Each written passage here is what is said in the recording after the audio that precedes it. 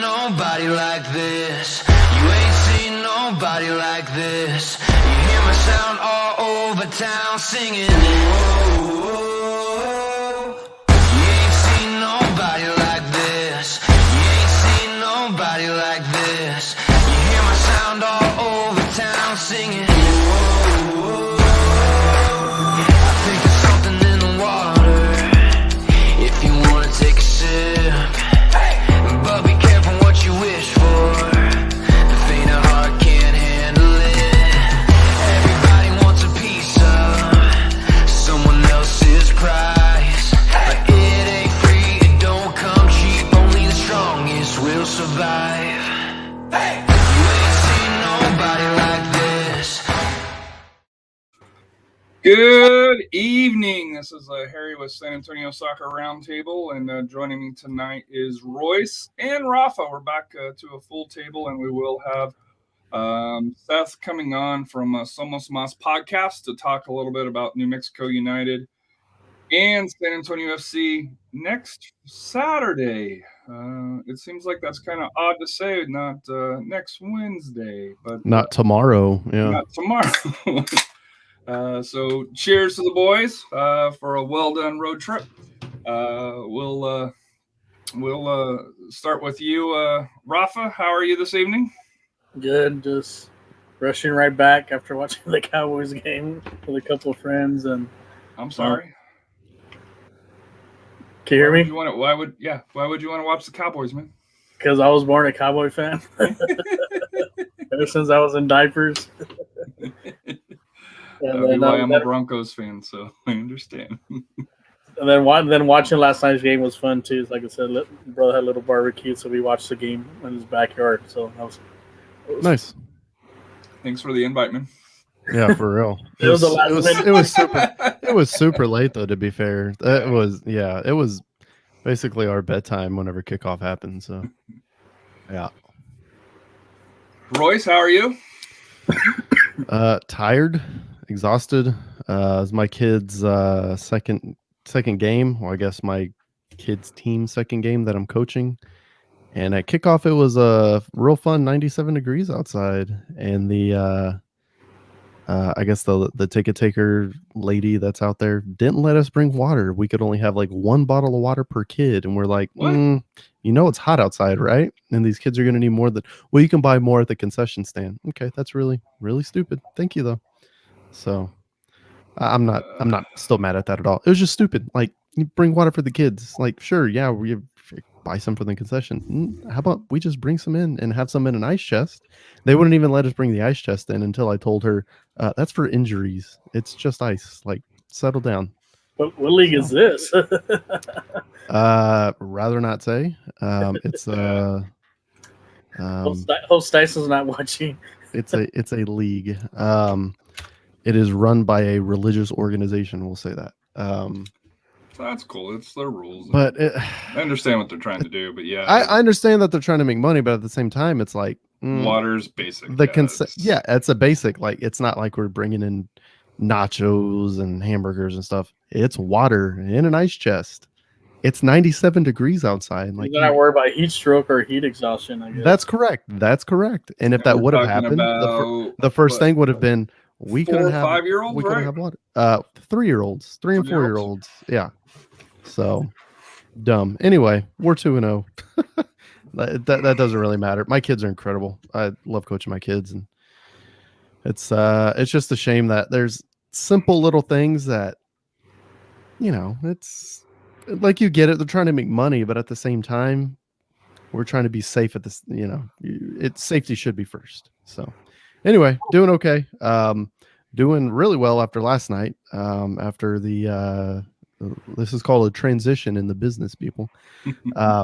After San Antonio secured their 16 out of 21 possible points in that 7 games in 21 day gauntlet that we had said in the beginning, this is your season. Cowboy up, nut up. This is your season. Make or break, and they made it, because that especially that last week, 9 points in 1 week, You cannot ask for more than that. That was, and all on the road, and starting in Utah to New Jersey to California, insane to get 9 points out of that. So that's incredible.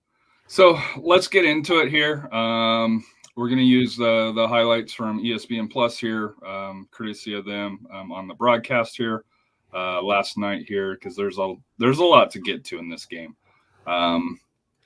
Just kind of looking at the starting lineup here for San Antonio FC. You had Cardoni, you had Ford, you had Schulberg, you had Tainter, DePlane on the right-hand side, PC, Lindley, Maloney on the other side, Jose, Marcus, and then Nathan.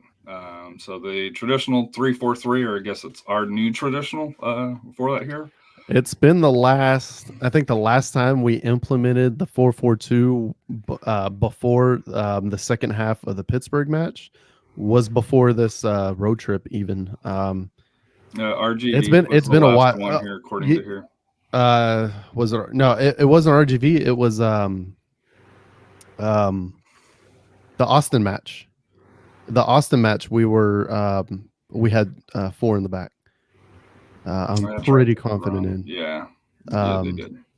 So I guess it's been sparing. I think that was kind of try something different, get the center backs a rest, but at the same time, this seems like the normal formation. We've definitely changed from the 4-4-2 we had in the beginning of the season, and then whenever we had all the injuries, we couldn't do the 4-4-2, so we set up more in the what was it, like the 4-4-2 diamond or a 4-3-3 almost? It was listed as a 4-2-3-1, wasn't it? Mm-hmm. And then from there, whenever we played the Mexican teams in July, both of those matches we played in a 4-1-4-1, and that seems to have evolved into this 3-4-3, which has been incredibly successful. So looking at the highlights here, I'm showing this here because this is Cuello and Nathan hugging it out. And that's probably the only hug that took place. Yeah, I was going to say, that's not a fair preview of what happened on the actual field. Yeah. I don't think Tanner gave any hugs of his teammates. No. So, and we'll get to that, but he's still your teammate. He's on loan. He lives in Sacramento. What are you doing? He lives in Sacramento. We're gonna get to anyway. We'll get there. Play. After that, more likely he's going to be in San Antonio next season. He's going to sign with us. Man. So my first, and whoever, Rafa or Royce, who wants to jump on this, go ahead. But to me, the physical nature of this game, I think, benefited San Antonio FC. Because I think if it had been a team with speed and stuff, with the tired legs, the travel, would have gave them more problems. But with it being a physical game, I think the ref did a good job. As far as what the calls, I didn't see anything that really stuck out to me. That was, hey, what was he doing? What are your thoughts on the physical nature of this game? Between Sacramento and San Antonio FC, especially with San Antonio FC. Let's be honest, they have to have tired legs. You have to have that at this point. I guess I'll go. Definitely one of the things that I've noticed, and it was a thing that, if you remember, in the beginning of the season when I'm pretty sure it was Justin had the hamstring injury. He was one of the first injuries of the season, which is weird. And whenever we kept, I remember, Harry, whenever you kept asking, when is he coming back? Do we need to sign somebody else? When is he coming back? That's when I was like, it's a hamstring. He could be back. He could feel better in an hour. He could feel better next year. You don't know, and you can't rush those things. What I noticed he was doing, and he started posting, and a lot of the players have now started posting, is cryogenic therapy. Which, if you've ever watched the Manchester City documentary on Amazon. They do that pretty much after every game. They bought their own cryogenic chamber. It's like $250,000 chamber. It's ridiculous, but basically you cryogenically freeze your, well, I don't want to say cryogenically freeze your body, but it is an insanely cold temperature that you shock your body with for a few seconds. And it's one of those kind of experimental recovery therapies. If you remember Michael Phelps and the swimming team, whenever they had like the big bruising that they'd have because they were cupping themselves, that basically, sucking blood to the surface of their skin. There's all these different. I remember somebody. I think it was. Oh man, I can't think of who it was on Twitter, but they were asking, why do the El Paso players have holes in their socks? Yes, that's another thing. Is that there's a theory that too much compression. Courtney does it as well. Yeah, too much compression on your skin doesn't allow the skin to breathe. It doesn't allow for maximum blood flow, and you end up kind of giving yourself a slight compartmental syndrome, which can be really bad. You don't get maximum blood flow, too much blood's going there, you get blood pooling, it's bad. That's but what they're doing is they're experimenting with their recovery, and they're going to great lengths of recovery, and it's also new techniques of recovery, which is interesting.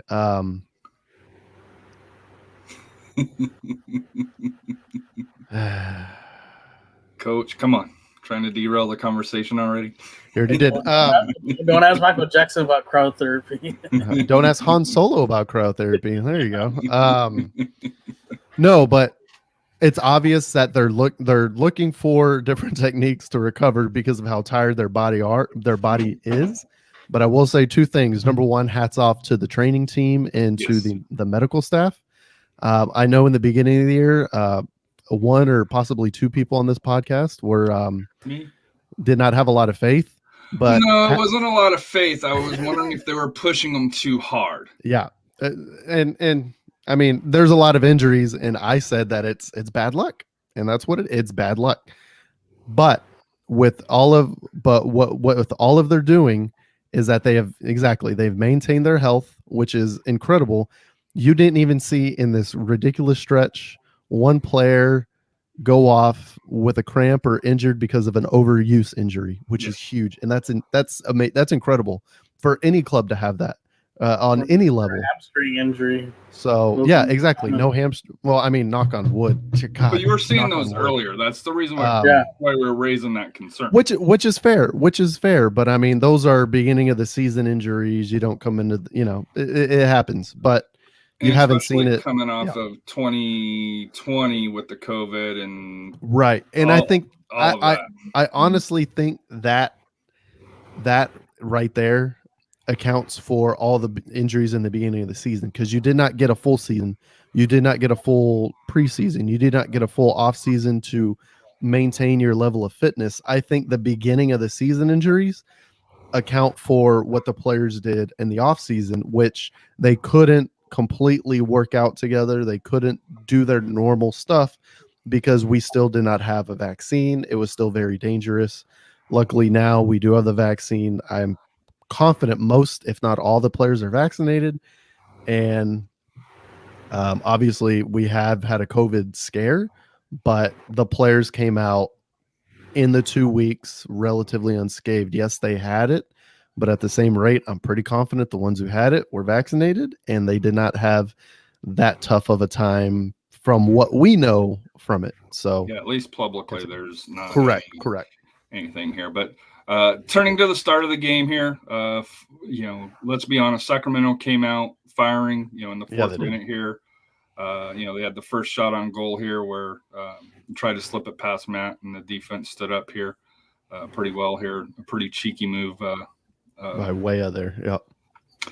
Try to side foot it in. In the 19th minute. Quail. Yeah, Sacramento had the first 9 shots on goal. So they were or not 9 shots on goal. The first 9 shots of the game came from Sacramento. So that was I don't want to say they dominated, but they were really attacking heavily, and they really pressed SAFC. And what SAFC was trying to do was we're trying to go over because they had their midfielders up. They play in a 4-1-4-1. They had all 6 of their midfield and forward players up in our zone, just maintaining possession and wreaking havoc. So we were kicking it long to try to get to Nathan and Gallegos and Epps. And their center backs were doing a good job interrupting that. But that high line is what created a lot of chances for us later on. Let's continue. So in the 24th minute, and Coach Cano with a great point here that said, got to point out the healthy stretch and winning ways came once El Gato Blanco returned back in the supporters group Exactly. for that here. So don't mess with that. But to me, I think this was a pivotal point in the game in the 24th minute here for it here off a set piece here for Sacramento. And the Maloney clearance off the line. Yeah, that was incredible. But that's why you have a guy there at the at your post. You have a guy at each post, and you have your short guys at each post, and that's exactly what Maloney was there for. It was a nice dive there. Yeah, no, it wasn't a dive; it was a slip. It was a slip, exactly. And before this, 4 other players had slipped. Yeah. So DePlane had slipped himself. That was the second time DePlane slipped. And at the same time, DePlane and Belmar right there both slipped at the same time. So it was just there's something wonky with the turf. I don't know if the grass is too long. It didn't look like it was giving. Like there were no divots coming up, but it was not. It was a slick surface that did not provide a lot of purchase because there were a lot of players falling. You could see also that in the beginning of the game with Sacramento, they knew that that long road trip that San Antonio's played. Yeah. They were the aggressor. I think they wanted to do that little quick knockout punch. That's exactly it. And put them behind early. I think that's what they tried to do, get up to nothing or something like that. And that way FCFC would kind of wear out because they would be gestured to send long balls up front. And luckily we weathered that storm. Yep. And that pretty much turned, once that didn't work, that turned around the game for SAFC. Yeah, once that 24th minute goal, attempt on the shot on goal there by Sacramento, they really didn't have much left. It was almost like they reverted back to their El Paso match where, yes, they had possession, but it goes back to the Coach Powell days of possession with purpose, and right. Kudos to San Antonio FC. For snuffing that out, but we do have to talk about the best attempt by SAFC in the first half, and just a miss here. Buddy, by Jose, yeah. But what a move by Nathan! And Nathan had just misplayed a ball just before this, and that back heel deserved that goal right there. But I mean, that's going to happen. And this is just soccer, though. This is just soccer. Yeah, you're going to create chances. Sacramento created a lot of chances. A lot of them weren't necessarily quality chances. The chances that San Antonio created, though, a lot of them were quality chances. That one being there, like I said, Nathan just before that had a really good chance and just he did the same thing. He pulled the shot. So at the end of the first half, San Antonio had a lot of close, very quality chances that they just could not put away. Your thoughts on the play there, Rafa? That was just a real cheeky play by Nathan. I mean, it deserved to get a goal. I think Gallegos, if you look, I think he has time a little bit to settle it. I don't think he looked up where he was at. I think by instinct he took the shot. He knew where he was going to take the shot. But I think you'll see right here, he has a little bit of time to really kind of place that ball. If he places, if he takes maybe one more touch, he would have got it. I don't think so. I think the keeper is in his bread box. If he takes another half a step or if he takes another touch. Well, that goalie, you see his position, he's beat already. No, he's beat in that far corner because he's trying to he's trying to get to Gallegos and cover the near post. So it's the outside post and that's kind of good goalkeeping. Basically what he does is he makes Jose make a decision. Instead of waiting for his decision, he makes Jose make a decision and he pulls the ball. And It was the right decision to go far post. He pulled the shot. And then Sacramento had a defender that was closing in that I think if he does take it a little bit longer, Right, it makes that Right. window even smaller. exactly. So I thought, it was one of those that, right before halftime, I think, even though it didn't score, I think it kind of set the team up for the second half and gave them some confidence, because that was probably outside of the Maloney, Clarence. That was the best chance, in the match, and they took Sacramento Republic's best shot, and they knew it. So coming out at half, they came through. I think both teams played well, and then in the 74th minute, off a set piece. Yep, and it was a great play by Epps there to keep it alive and just put it right back in the mixer where your tall center backs are. If you notice, they're all three in the same little area right there, and that's exactly what that's for. That's design. That is hey, your center backs are going to be at the near post, and the corner kick missed them, went over. It got flicked on, but Epps went and got it and put it right back to where they were. That's exactly what you're supposed to do, and that's why the height advantage is so important. That's a set piece win right there for SFC. I'd like to see the numbers because we've had so many, and we should be. I think we should be more successful on set pieces. But there was one game we had 20 of them. I think close to it. I think it was 15. I think it was against Austin. No, Real Monarchs. That's right. It was Monarchs. You're right. It was the Monarchs here. Yeah. Rafa, your thoughts on the goal here, and we'll do it. Replay here for you. I mean, you got to give it to Epps. He just doesn't quit on the play. He's always hustling for every ball. Created a great chance there, like I said, and Ford was able to bury that in with that header. Oh boy. So, like I said. Just want to roll it here anymore. One thing with Ford, I gotta say with Ford, ever since we signed him, he's paid dividends. For sure. He's been that little missing piece that we needed to reignite that defense in the back. And I'll say this about Tainer is he brings that I'll say Yuma attitude to San Antonio FC, where I wouldn't say he's dirty, because I think he plays right on that line, and he plays within the limits. He's physical, but I think just with him, Ford, and Axel, and Varela, that rotation there, to me they're a lot more physical than what we were at the start of the season. For that here.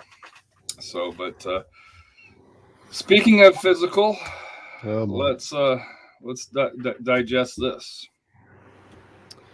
Yeah, that's a super dirty play there by Foster. And then right there, Ford goes to confront him to stick up for his player, and then he gets tripped from behind and pushed, and then PC goes and does a very PC thing. I said PC being PC, politically correct. It was funny, but no, he ran in there like a captain, and he separated Ford from the entire Sacramento Republic team. They kind of squared up on him, and somebody grabbed him from behind, grabbed his neck from behind. There are a couple punches thrown. Belmar went and tripped him, which I don't know why that red card was rescinded. I thought it was warranted. It wasn't rescinded. Oh, it wasn't? No, what they were trying to do is just avoid the players all. And that's why the ref just blew the whistle. He's like, no, that we're not restarting. This is stupid. Yeah, we'll sort this out later. Okay, that makes sense. Yeah, the red card was still there. Okay, it would be cool. Yeah, it would be cool if USL had their disciplinary report, so we could actually sort everything that went on. But oh man, but yeah, it was a mess. It was a damn mess. And I know Aaron didn't really appreciate it. Marvel, and I get that. You won. You don't want to put yourself in that situation.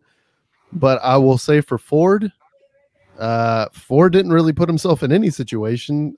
What happened was the Sacramento Republic player went in, studs up, and we've seen the pictures on the internet. It's worse than PC's, which Yeah, in I'm the trying to first see if I half can in the figure first it half out of this here. match, PC got cleated very badly. Yeah, you can see kind of how this delved into everyone not being friends anymore. And it's very fitting for this to be the Emil Cuello derby for this to kind of happen. Oh, here we go. This is what upsets me, and this is why I think who was it? The Sacramento player here. I don't understand. I don't understand what he's thinking, because this was a throw-in. Yep. It wasn't a free kick. Correct. And that's the part that upsets me. And Royce is right on this earlier. These guys are teammates. They're on loan. Mitchell Tainer is on loan from Sacramento. Sacramento. His paycheck say Sacramento Republic, and the dude goes in there, studs up, and takes a chunk of flesh out of Mitchell Tainer's shin there, and it's incredible. It's stupid. It's just dumb. And the dude deserved to go. He needs at least a 3-game suspension. I hate to say that. No, he does. That is dangerous play. He can't be going after the ball because Tainer's trying to kick the ball out of bounds because it's a throw-in for Sacramento. He's trying to kick it to Lima, I think. We'll give him the benefit of the doubt. But even if he's kicking it out of bounds or to Lima, that's what he's supposed to do. That's correct. And that's why I don't understand what Foster's Foster's doing. I don't understand. Robert, there was no they're not close enough for long enough for there even to have been a word.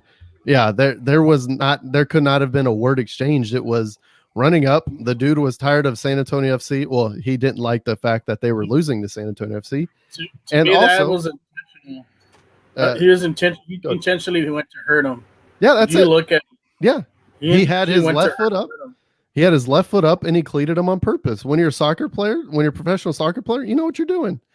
And that's why Ford went in to go stick up for his teammate. This is a very hockey thing to happen. Except in hockey, there'd be gloves and helmets on the ice, and it would be punches thrown, and just you wouldn't be kicked out of the game. It would just be like, just go sit down. We need a little timeout.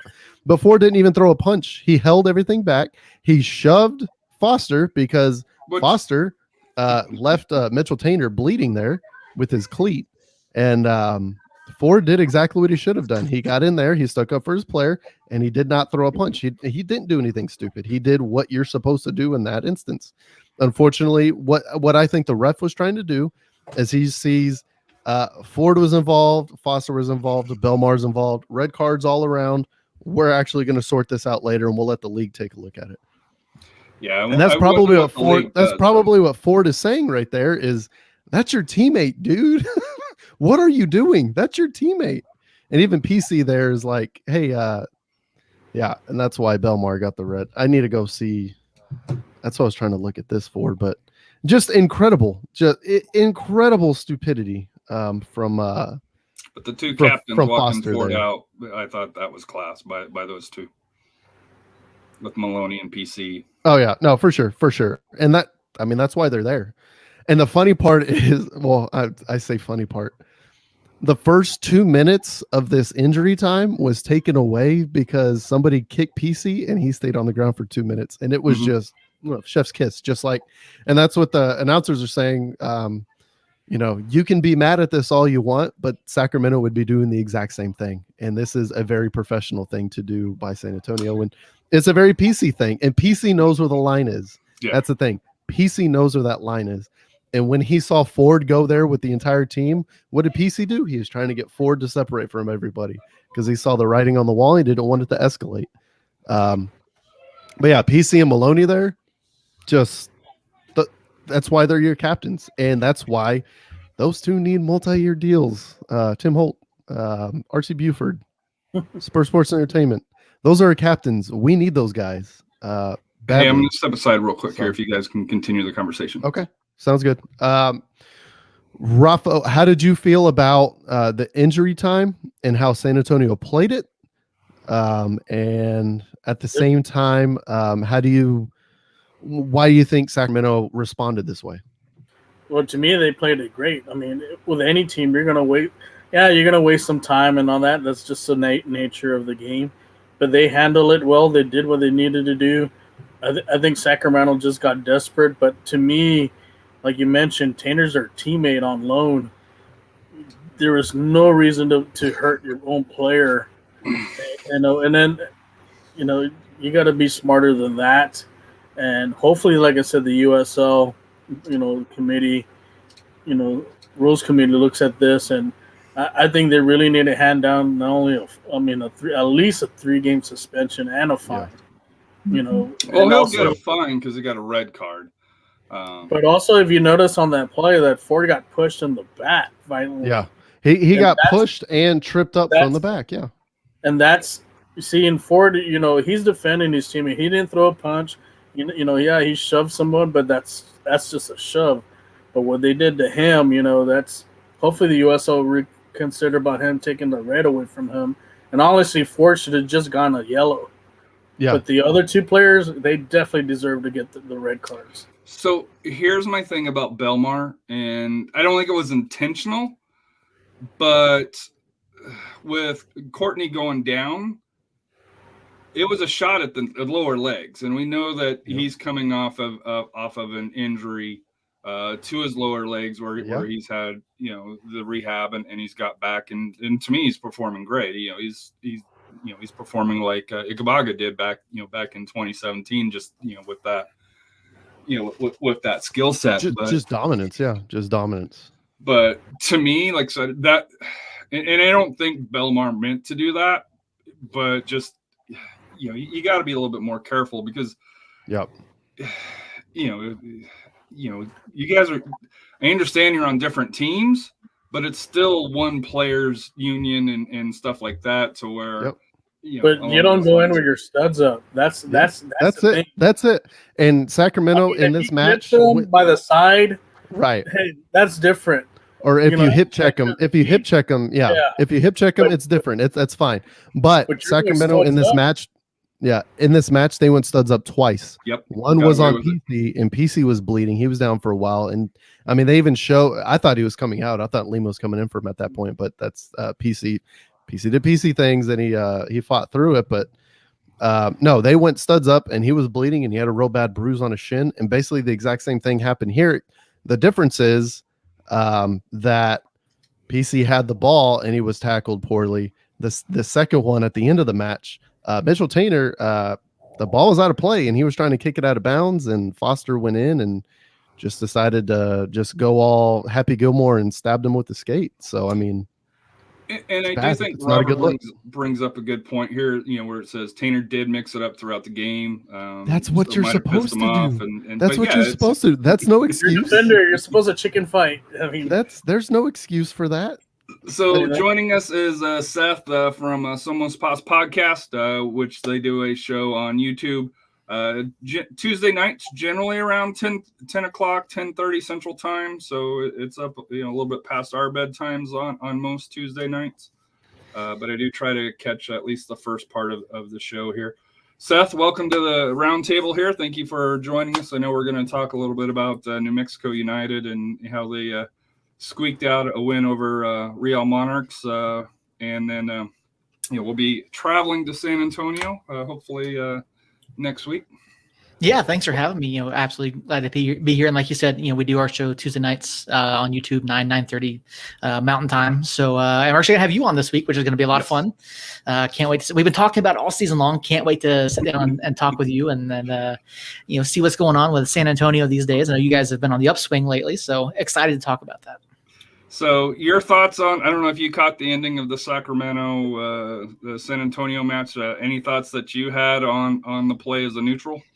Yeah, it's one of those things, kind of like the incident a few weeks ago with Mitchie Galina. It's just don't do it. Like, come on, guys. Like, the match is basically over at that point. What's the point in doing that? So I just think it was completely uncalled for. I mean, I know you guys are going to be without Ford this weekend, so possibly. Possible. We'll see. Are they appealing that? Oh, I'm sure. I guarantee they are. honestly, there wasn't much in that. Yes, he was involved in the incident, but he didn't throw a punch. He really all he did was he shoved the dude who went studs up into our guy while the ball was not in play. So I think they should appeal it. It's USL, so who knows what they're actually looking at.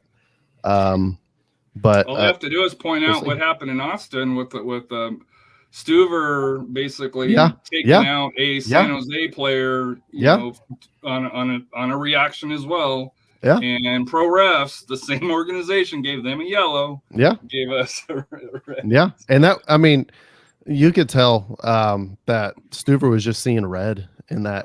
I saw the highlight, and it just, the look on his face is like, yeah, he's going to hit somebody. Oh, look, he hit somebody. Big surprise. Really dumb. If you want to talk about dumb plays, one, you're sticking up for your team. From what some of the Austin people were saying, that Stuver was sticking up for his teammate because somebody got shoved in the net. Yeah, it was one of those get the ball out of the. Yeah, but the dude was trying to block. FIFA needs to fix is. And you see it 2-3 times a year where somebody scores and there's a stupid fight over the ball to get it back. It's like basketball whenever they outlawed the team that scores from touching the ball after you score to avoid taunting. It's the same thing. Soccer needs to do the same thing basketball did. Just make it a foul. They'll get used to not touching it. They'll get out of the way, and that's it. If you score the goal, you got to wait for the ref to go grab the ball and then, you know, continue it. And then the ref needs to add something. Got scored on, kicks it back to the center. It should be the ref. It needs to be the ref handle the ball. Nobody should touch it after it goes in. And then if the team that got scored on wants to waste time, the ref just add 30 seconds, add a minute, waste all the time you want. And I'm just going to keep adding time to this, man. It's a, you know, stoppage time is a minimum for a reason, because you can keep adding. So we actually had an incident along those lines a couple weeks ago. So I'm trying to remember who it was that scored on us, but Kalen Ryden went to get the ball out of the back of the net. And the referee came up and took it from him. It's like, I've never seen that. Like, normally the players just play it back towards the middle and they get reset. But yeah, the referee came up and took it out of his hands and walked it up to the center circle. I was like, all right, I guess that's one way to do it. Was it like that ref? Was it in the French league? I think it was in the French league, or maybe it was in the Turkish league, where the ref and the player are accidentally run into each other, and then the ref kicks out at the player. Have y'all seen that? It's incredible. It's an incredible highlight. And the player's looking at the ref like, did you just kick out at me? What are you doing? Yeah, that was bad. That's a bad one. And that's a classic one, because in fact it happened. So just to kind of touch base, if you want to give a kind of a quick view of New Mexico United's last few weeks, I'll set the table. It hasn't been pretty, and even this win over Real Monarchs, you got the job done, but it wasn't pretty either. So yeah, we went. It was 5 matches winless before we picked up a home win 2 weeks ago, and then of course went down to Austin last week. I was not happy at all with the way we played. We did that as well. We did the same thing. Yeah, we played poorly against Austin, and Austin took advantage, which, yeah, we feel you on that one for sure. It was, for me, it was more along the lines of, what was the game plan? Why did we play that way? And so on the show last week, we sat down and we discussed it, and because one of the big issues we have is the play of Juan Pablo Guzman, one of our midfielders. And 2 weeks ago, Sergio Rivas came in and played a fantastic night. Just played absolutely out of his mind, got an assist, a hockey assist, and just had tremendous amount of a spark that he provided to the team. And we talked to Troy after the game. He's like, Sergio gives us a lot of verticality, a lot more versatility, that we don't get otherwise. Because the question was, kind of a veiled, why do you keep playing, Juan Pablo Guzman, a guy who's made a number of mistakes this year. And so we were all expecting Sergio to play against Austin, and then he didn't. Like, he was in the 18. He didn't even get subbed on. I found out last night that he actually picked up a knock after the 18 had been announced. And so we didn't have Sergio last week. We obviously had a much more conservative style of play in the first half against Austin, which I think was a huge mistake against a club that has struggled to score. And while they are good defensively, I felt like if we come out been more aggressive, we could have taken it to them and picked up some points on the road there. And then obviously last night we picked up a 2-1 win over Monarchs. And I know you say it was ugly, but I actually have to disagree. That was one of our better matches in terms of the quality of possession that we had, the quality of our defending. Now, as we have done all season long, we struggled in the final third. We struggled with our finishing. And that was one of the things we talked to the guys about and talked to Troy about after the game. And, and Armando, I think Armando said it best, we had 20, because I asked the question, I said, you had 26 shots, 9 on target. And, you look at it and Armando goes, no, that makes us more hungry. We want to do better. We're not satisfied with the fact that we had 26 shots and only put 9 on target. We should have had more goals. And, I looked at it after the fact. Our XG for last night was like 4.12. Yeah, well, you guys missed the PK with Sandoval, with the, and I will say this: the Duznup, the Monarchs goalie, played out of his mind last night. For Real Monarchs that kept the game close. But the reason why I said it was ugly is because you guys didn't get the winning goal until the 80th minute, I think it is, 80th, by Weehan.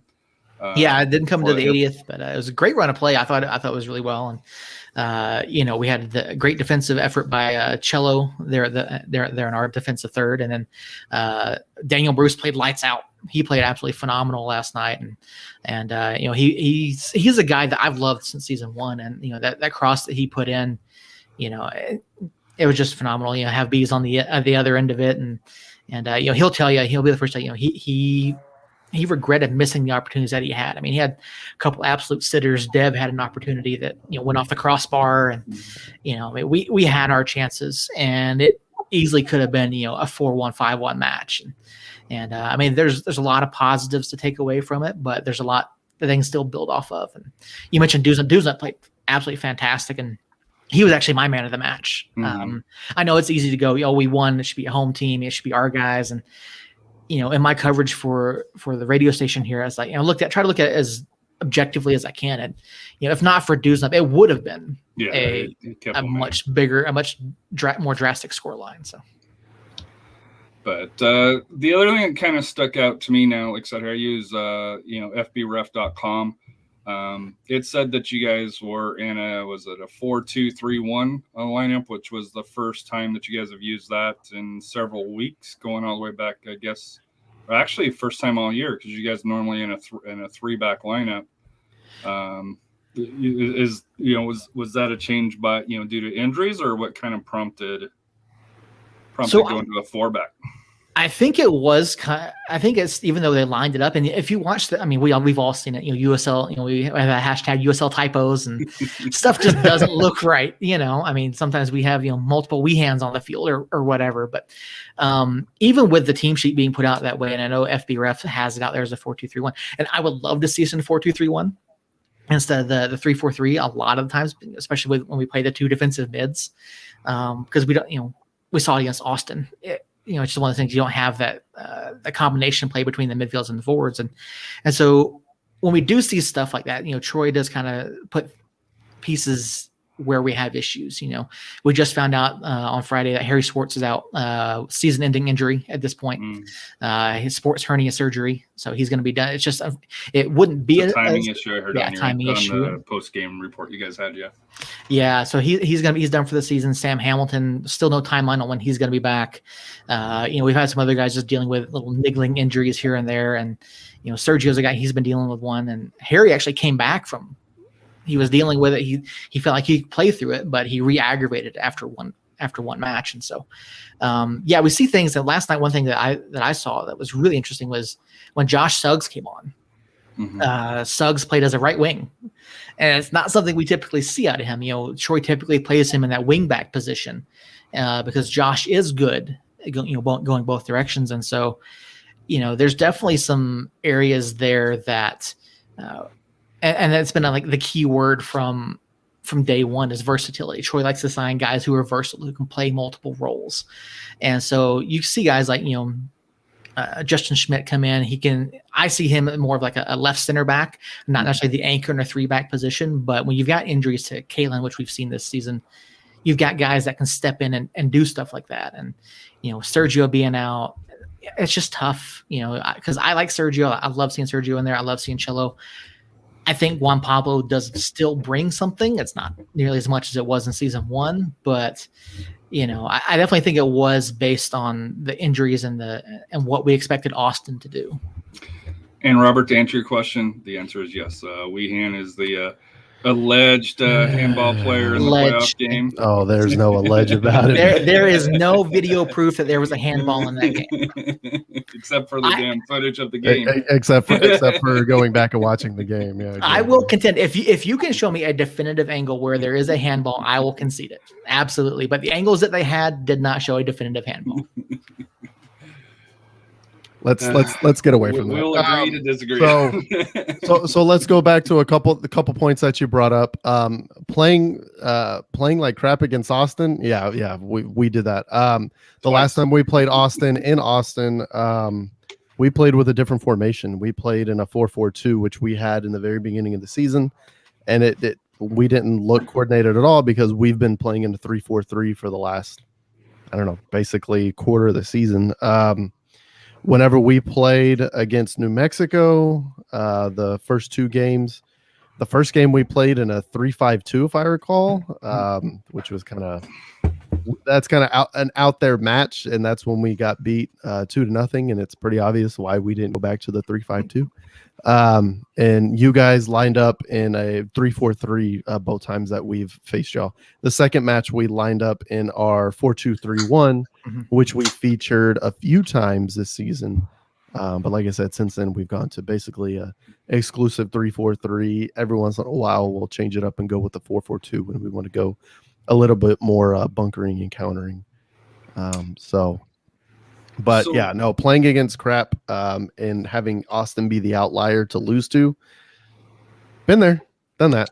It sucks. And at the same rate of the second time we played Real Monarchs, the first time we played them, there's a red card, so we drew. Long story. 2-2, yes. The The second time we drew 1-1 in in Salt Lake City. It was the same thing. Their goalie basically stole that draw.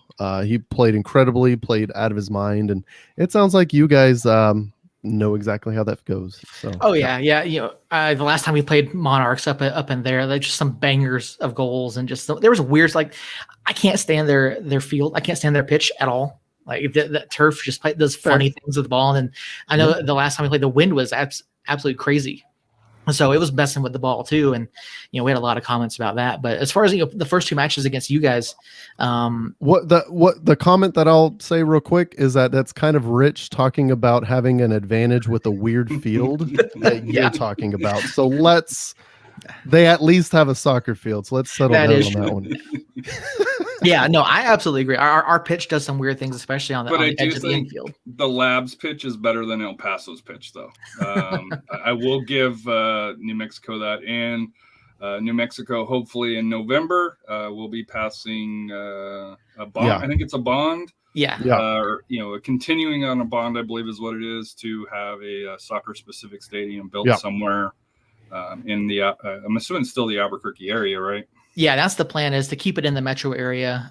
There are some folks that want to go out on the west side of town, which would absolutely kill interest, I think. We've had other sports teams go out that way. Like we had an ice hockey team go out there years ago, and they just absolutely died. I'm trying to think.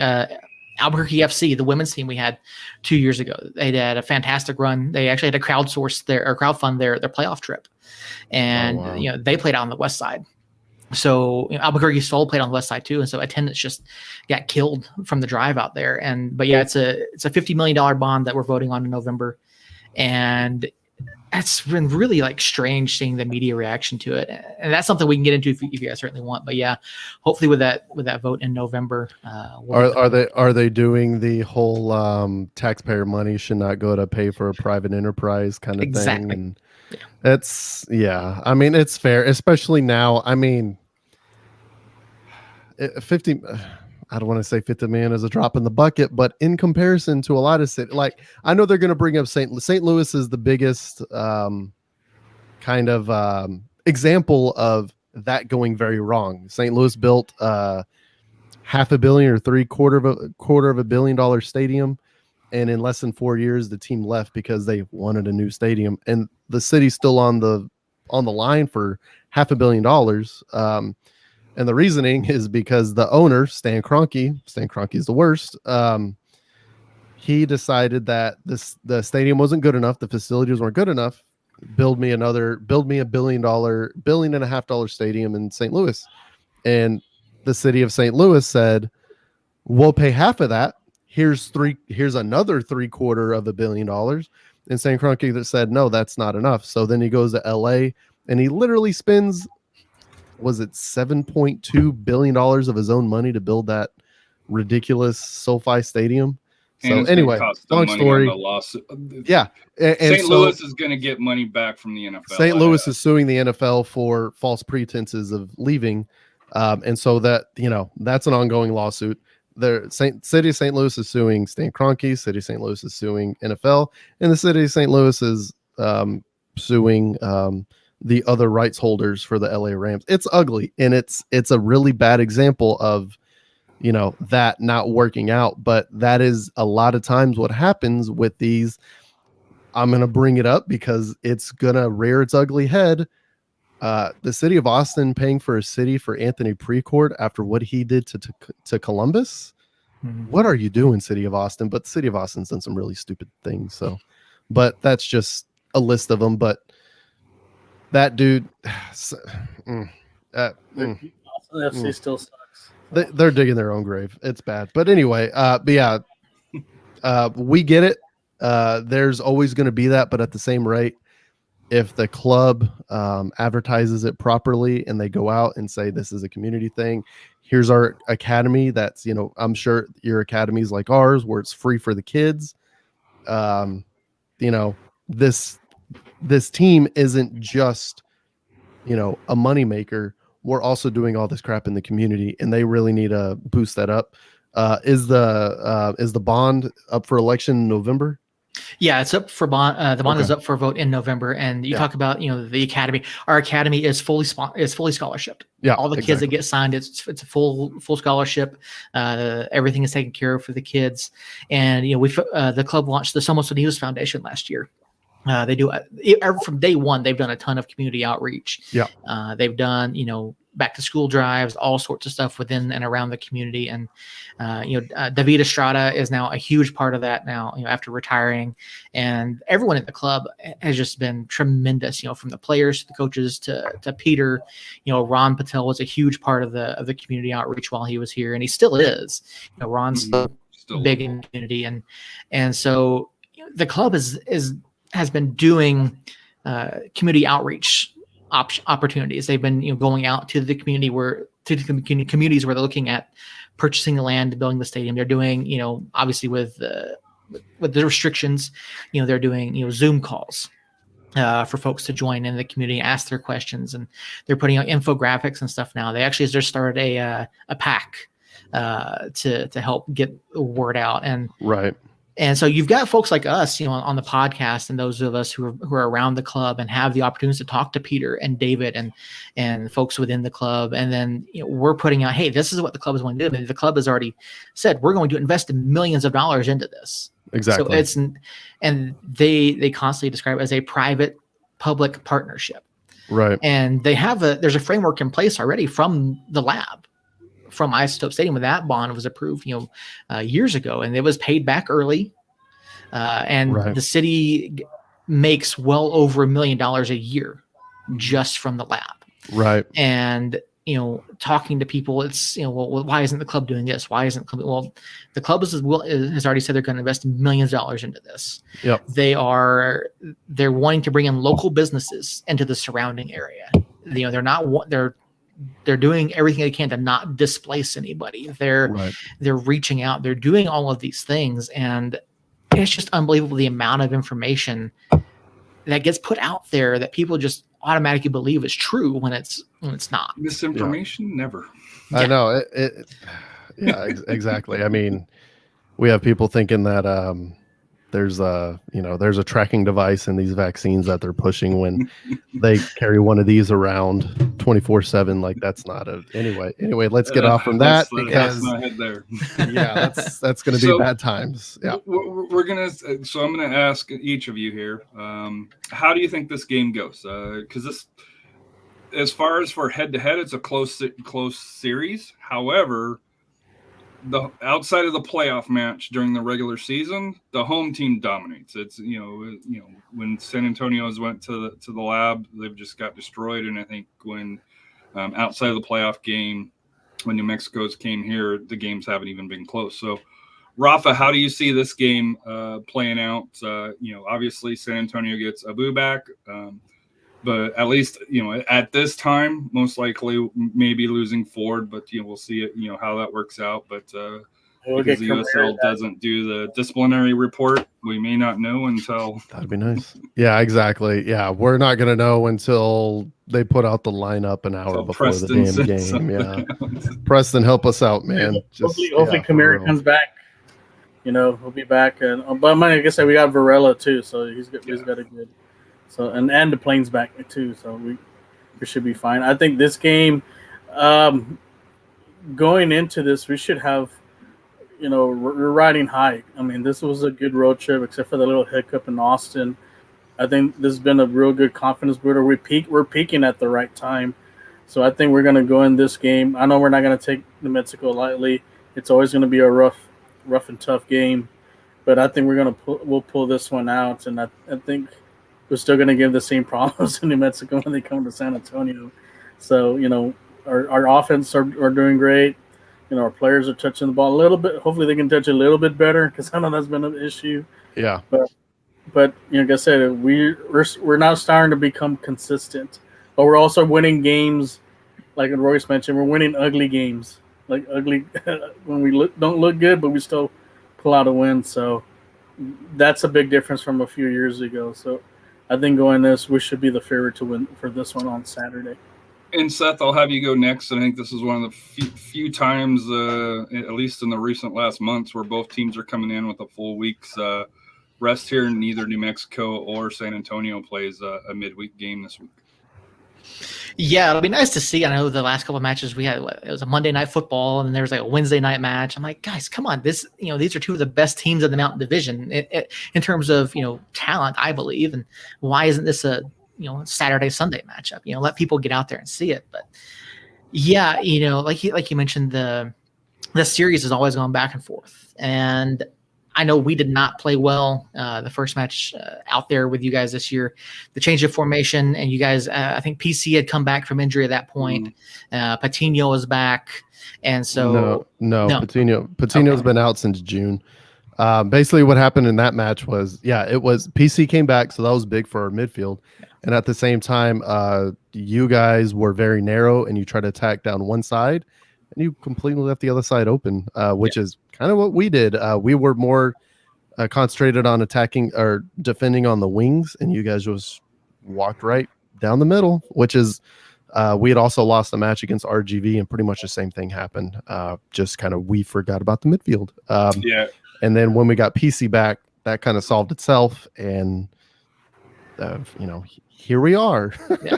It was Nathan that got you with the brace in the 35th and 63rd minute with assist by Jose Gallegos, and he had a goal in stoppage time as well.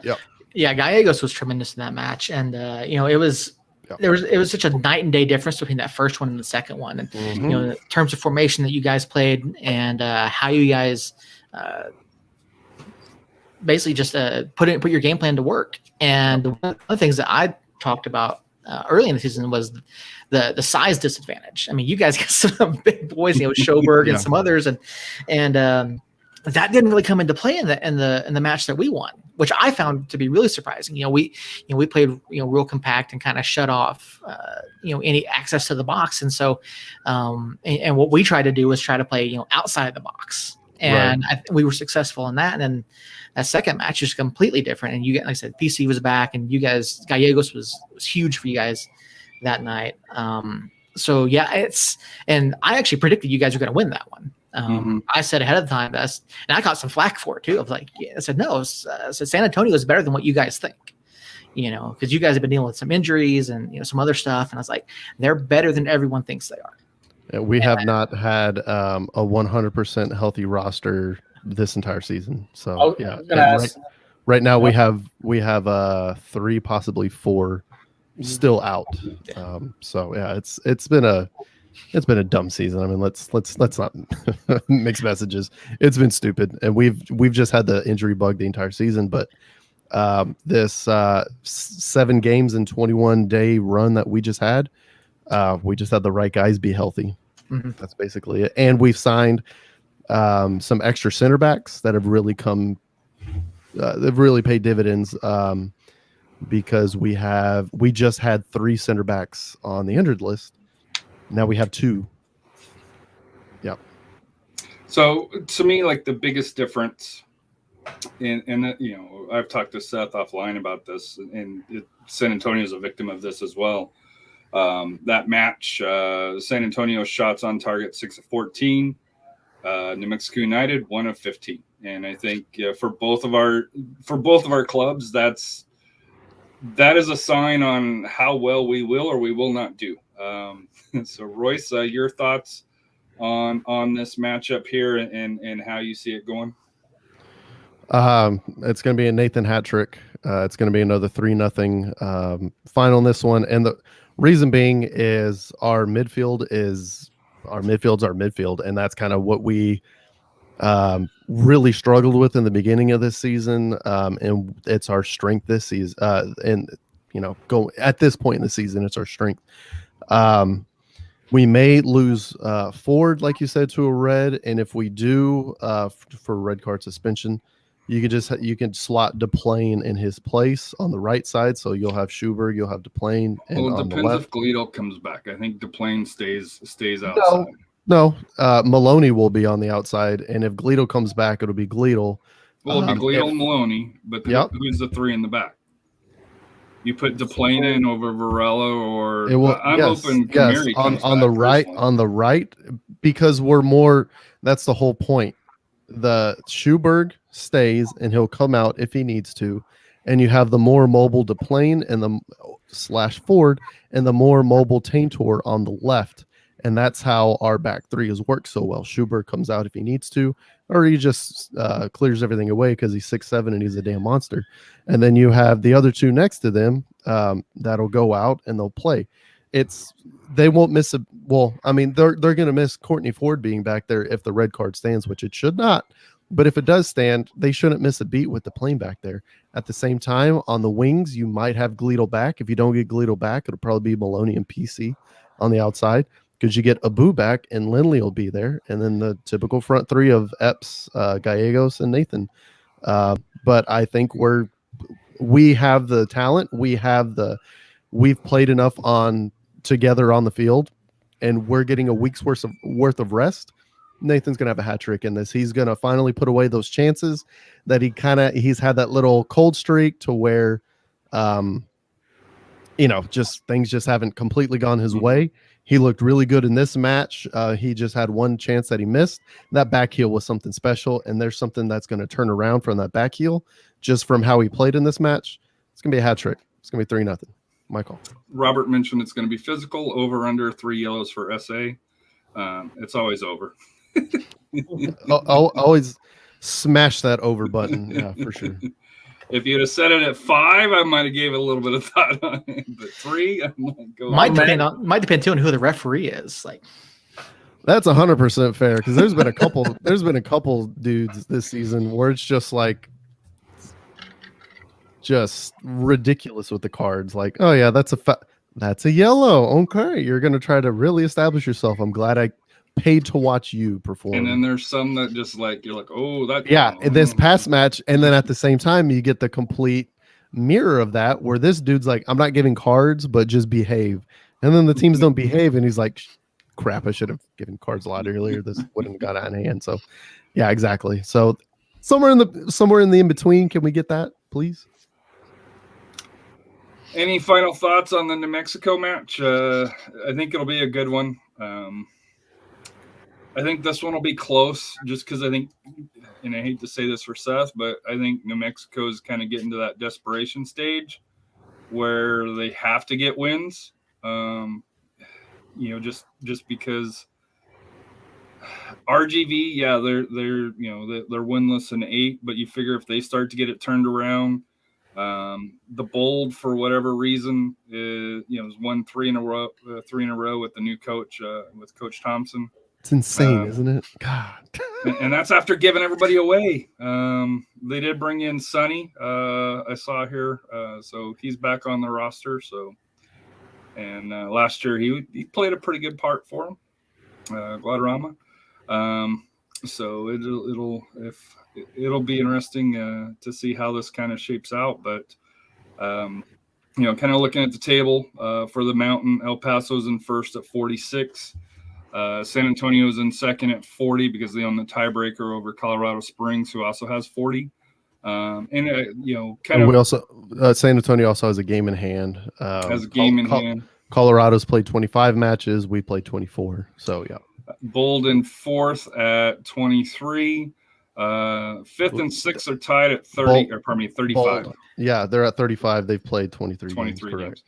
New Mexico United and RGV both at 31 points, but New Mexico has the advantage, I think, due to goal difference right now. No. No, because RGV beat us 1-0. They have the tiebreaker of us right now. RGV has a tiebreaker. It's the most ridiculous tiebreaker in the world. Have you looked at those? I actually like it. I got a spreadsheet. Head to head? Yeah, it's head to head, and then points head to head, and then it's goal differential head to head. Yeah. So they have the tiebreaker on both of those over us. We've only played them once at this point. And then the third one is most points in the division. So, yeah. and if you follow me, I have it pinned at the top. I've gone through and I'm tracking for the entire USL tiebreakers if you want to check it out, plus cross divisions.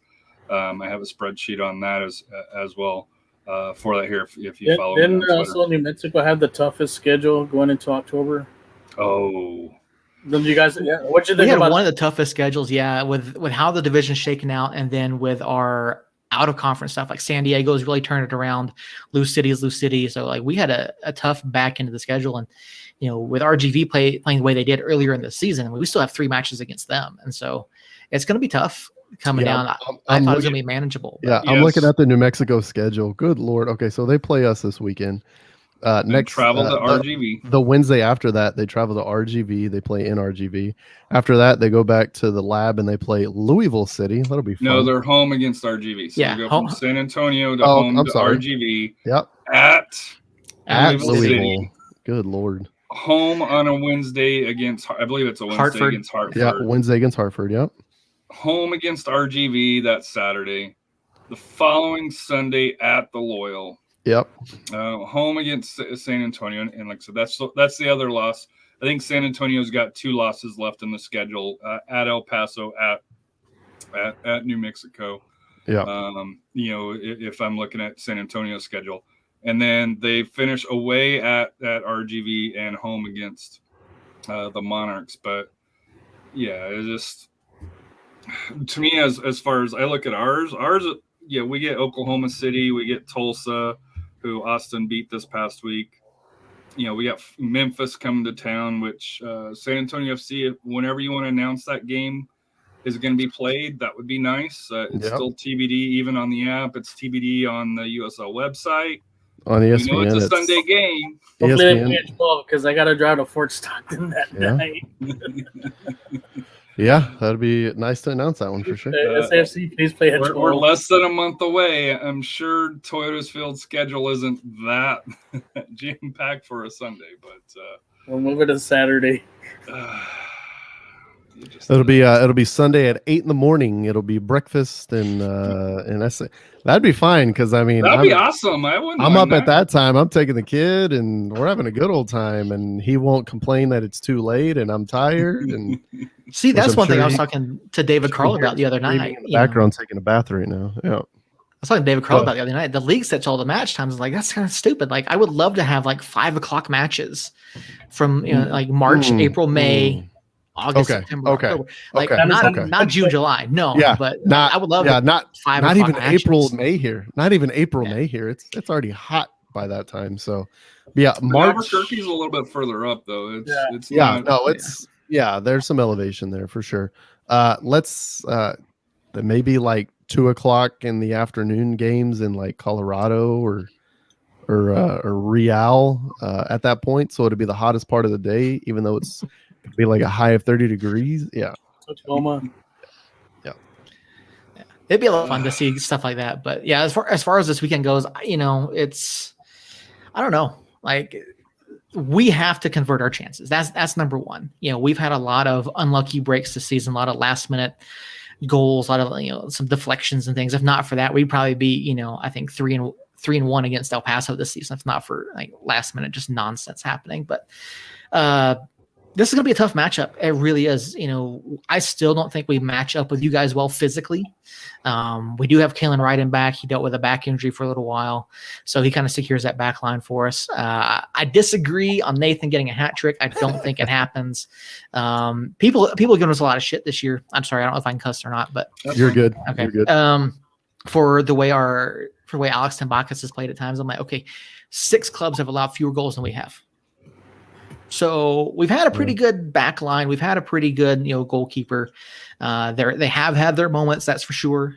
But we figured out Haji Berry, figured out how to stop him. Yeah. I Be think careful saying that because down in the Valley, RGV Edson did a whole episode with USL Tactics of, hey, we stopped Haji Berry, and this past week he got a brace. Well, we're done with Colorado, so we're done with them for now. But after the game with him where I think he scored, he had a brace against us. We figured him out. We played a little bit more narrow. We matched him up with Austin Yearwood, who's got a bit more pace than Rashid Tete or Justin Schmidt, and basically just shut him down. And so we've got some guys who can play specific roles that I think can match up fairly well, but it's going to come down to the midfield, who can control the midfield on Saturday night, and who can finish their chances. That's the key. Who can finish? To kind of go off topic, but kind of a topic we just talked about. It'll be really interesting how Colorado Springs copes without Galena. That was going to be the rumor is that he is going to LAFC, which is a heck of a signing for them, and apparently Colorado Springs is going to make a nice, pretty penny on that one, but. That guy is the reason Haji Berry has so many damn goals this season. And it'll be interesting to see how they cope with not having him there and to see how they go in the play. That sucks losing a player of that quality in this league this close to the playoffs if you're Colorado Springs. It really does. That's what confused me about that news or that rumor is why at this point in the season would you let him go? I mean, I know you've still got Beckford, but Galena is the one that's caused the most issue. It's because of the money. That's correct. They have them basically. Colorado Springs, I'm sure, was like, LAFC was like, how much is Galena? Like, you're not going to get it. He's going to be like $5 million, $10 million maybe. And the LAFC's like, we're desperate. Yeah, we'll pay that. And they're like, oh shit. Okay, let's double the record of whatever it was. So it's double whatever whatever. I think it was Mark Anthony K. I think that got it. Yeah. Originally, rumor is it's double that. So it's which I think it's gonna be like $5 million. Like I said, I think it's gonna be $5 million. Because wasn't he $2 million? No. Because I thought Mark Anthony K. was bought for $2 million, and that broke. What did Phoenix Rising sold a striker to Atlanta for like 900,000 or $1 million, and then Mark Anthony K. I think double that, didn't he? Ridiculous, right? Fucking Rising, just embarrassment of riches over there. Anyway, isn't that what happened? Like, do some quick research while we chat about this crap. How much did Mark? What is the USL record? Transfer USL. I got it here. I'm pulling up transfer. This is some quality podcast right here. It's a question here. Louisville to. Well, to answer your question about Phoenix Rising, I think you're talking about Adam John. That's correct. That was a correct. reported $100,000. So I thought it was 9. Okay, then maybe it's a lot less. Maybe it's No, 500,000. the million that you're talking about is when Mark Anthony K was transferred from LAFC to Colorado this year. Gotcha. For $1 million Garber bucks, or however one goes. Bucks. Good lord. Yeah. I know. How does that work when it's the same entity? And it's so stupid. MLS is the dumbest. It's like it's literally socialism in sports, and that sucks. Like socialism has there's some ways where it's helpful. Not in sports. It sucks. It sucks having. It sucks. Anyway. I can't find it handy. Transfer okay, there we go. I found Mark Anthony K transfer from Lou City to LAFC.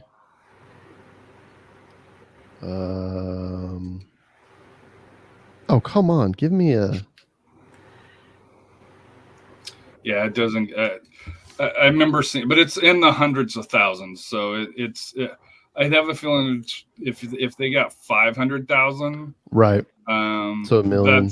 But to be honest with you, that's a significant amount, especially for Colorado Springs, which is typically a smaller market. Now they do have the new stadium, and they are bringing in bigger crowds than what they did at the old Widener Field for it here. But Colorado Springs is and I know was it Mark Turner, last World of Soccer, he was a little bit upset because he was with the Switchbacks, but he moved to Austin. He does Austin FC, but he's like, why would you move him? Because you're sacrificing you're probably still going to make the playoffs, but you're sacrificing the ability to most likely to get a title, by moving him for dollars that may go to the owner's pockets, and will the owner reinvest it back into the team? So that is the question. But to me, I think Colorado Springs is smart. They re-signed Haji Berry. You got to figure, he's got 23 goals. Somebody's going to look at trying to put a transfer in for him as well. So, and Colorado Springs seems to have figured out something that San Antonio hasn't been able to figure out, and that's sign people to longer than 1 year deals. Yep. And then double your money. Triple your money. They did that with Igabaga, and they're like, oh, hey. Oh, no, they let Igabaga go on a free, right? Mm-hmm. Yeah, it was a free because they were we had that partnership with New York City FC. So it was kind of hey, here's our best player, and I think there was some other resources involved in the trade, just not like a disclosed Mikey fee. Lopez back for that year as well. So. Yeah, exactly. There were some certain things where there were some future considerations, and Mikey Lopez was definitely one of them. Yep. So, final thoughts. We'll start with you, Rafa. Final thoughts from you. Final thoughts. Like I said, looking forward to having a home game after almost a month. In a way, all those road games, and glad to be back here, be at home, and be with the crew with those Gatos Blancos of 114. So we should have fun this coming Saturday, and hopefully we get a good win. Like I say, it's going to be an exciting game. This is a rivalry game. I think they should have. I think we need to have our own cup game between us and New Mexico. Call it the Chili Bowl or something, since they have Hatch Chili. It's Colorado Springs, because the Colorado Springs, I think, spells chili different than yes, they do. New Mexico. Yep, they spell it wrong. Yeah. Or the Hatch versus Jalapeno Bowl or something. So Royce is like, what? Well, everybody knows anybody from Colorado is just, you're already starting off dumb. So, I mean, hey, I grew up in Colorado. I know you did. Oh, man. We're the state that, hey, our best possible Hall of Fame player, let's trade him to St. Louis, and here we'll pay half of his salary or whatever. That would be the current second wild card slot holders by 3 games, St. Louis Cardinals. Thank you very much. Goddamn Rockies. I'm surprised, and because of how bad that deal was, and they fired the GM. That's the only reason we didn't make a trade for Trevor Story, because I think Trevor Story wanted to come to St. Louis. So, Oh, yeah, we're screwed anyways. He's that would like, have been they should have incredible. moved him at the trade line, and Yeah, oh hey, he we're would gonna have. walk and just. I will say Austin Gomber's been fantastic for you guys pitching. He's the lefty that the biggest prospect we gave was a major league pitcher. That was Austin Gomber. And I think he's won like 10 or 15 games for y'all this season. He's a quality pitcher, and he's done well. He doesn't have the 100 RBI and 30 home runs that Arenado has and the Gold Glove defense, but he's pretty good. Hey, the Broncos are 2-0, and we get the Jets next week, so we can start 3-0. So, Good. Go Broncos. Man. I mean, you got to get those wins as soon as you can, because I'm sure Water gets hurt like he always does. Yeah, pretty much, man. Good Lord. Anyway, my final thought. That was an incredible. So we had that 2-week pause because of COVID, and I'm glad everybody on the club seems to have recovered 100%. That was very scary. You definitely don't want to see any of that happen to anybody, really. And it's definitely scary when guys are, that's their livelihood and crap like that happens. At the same rate, they came back strong. They came back stronger than they were before. And this road trip really seems to have kind of solidified them as a team. And we've all said before this 7 matches and 21-day gauntlet, this is your season. Put up or shut up. And the hell if they did. 16 points out of 21 possible. Insane.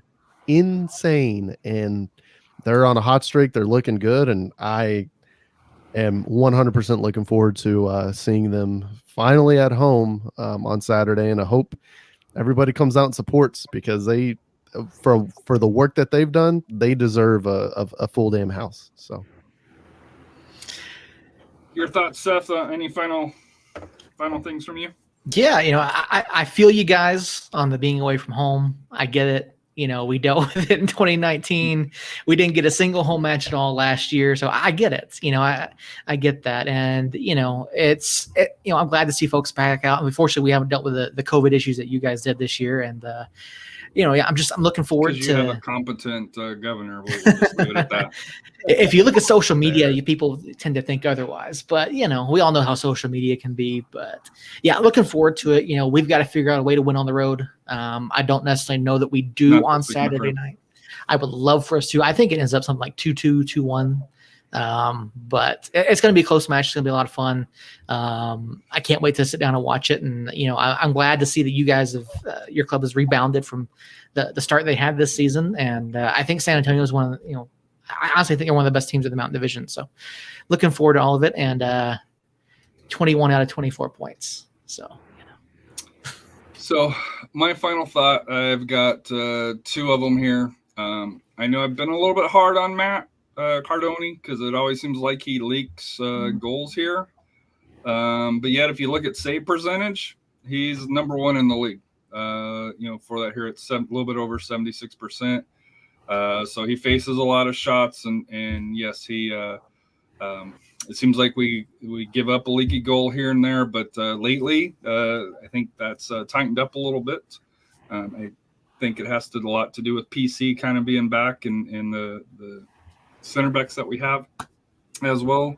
That's kind of tightened it up a little bit. So Matt, I apologize. I know I was a little bit hard on you for that here, but you've shown that you are the quality goalkeeper that everybody here in San Antonio thinks you are. The other thing here is I try to always end up on is we're still in the suicide prevention month here for that here. So if you do need to talk, I know Rafa, Royce, myself, and I'm assuming, New Mexico United fans, Seth and Chris Walker and David with, he's now with the team here, but, any members of the Curse and along those lines. If you ever need anybody just to talk to kind of talk you off the ledge, we're all a community here that, will be willing to step up and help out. You can also call the National Suicide Prevention Hotline at 1-800-273 8255 along those lines here. So just please, like I said here, it's something that I've been hyping all year.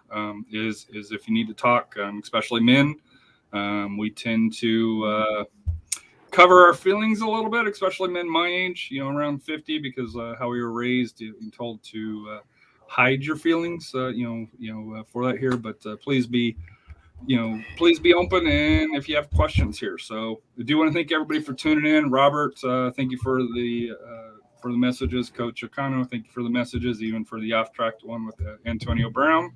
Oh no. For that here, and so real quick, right before we go, sorry, doing some research while we're out there. The transfer fee for Mark Anthony Kaye when he went from Louisville City to LAFC, undisclosed. There's your answer. So they're apparently Colorado Springs is going to get 2 times undisclosed. So congratulations to them. Well, the rumors for Toronto to a MLS team was 6 figures, along those lines here. So I know it's not 7 figures along those lines here for that here, but hopefully at some point we can get to a stage where USL clubs, MLS are a lot more transparent and a lot more open going between leagues for that here. And I think Nice is going to kind of help push that, because they do have transfer fees set, in their contracts here for that here. So was a pleasure, guys. Seth, I'll talk to you Tuesday. Thanks, late night here. Royce, Rafa, I won't see you guys till next Sunday, most likely. One more thing. I'll see you Saturday, but as far as on the podcast, Rafa's gonna derail the outro. Reminder also to September, because those Saturdays in September is Hispanic Heritage Month. So, 100%. Happy Hispanic Heritage Month for all of you guys. Happy US month. Yeah, exactly. And thank you, Robert. And what's life without goals? We're out. See y'all.